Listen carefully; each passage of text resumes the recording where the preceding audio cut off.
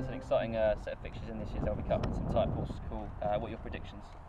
So there are some exciting fixtures in this year's LV Cup, I have to admit.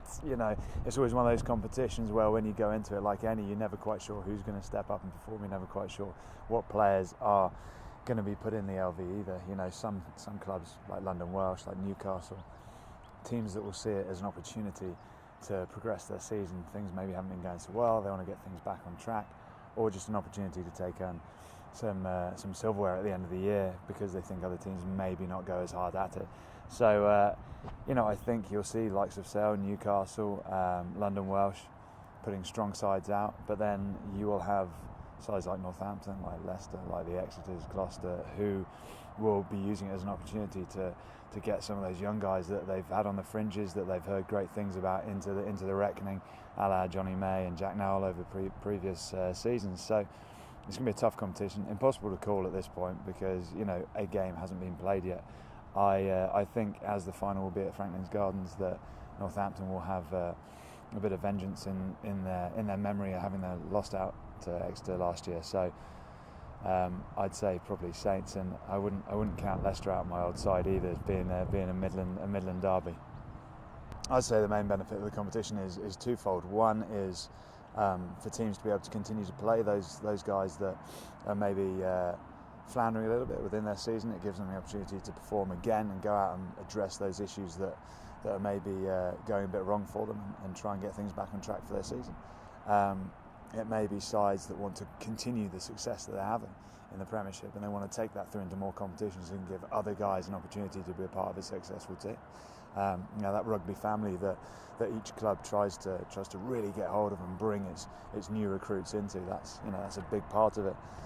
And then, of course, the other main point would be that it gives young guys in the squads that maybe haven't had much game time the opportunity to play, and not only the opportunity to play, but to play in front of their coaches and show them what they're capable of. Players ultimately just want to be given the chance to impress and show people what they're about, what they're capable of when they're given a chance, and the LV competition gives them that opportunity.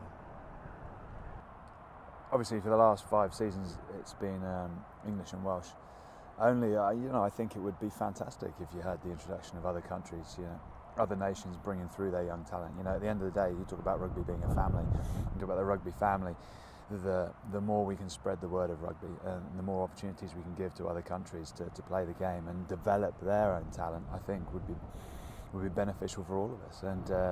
And if there's a platform in the future where the LV Cup will allow other countries in with the opportunity to develop their young talent, I think that's brilliant.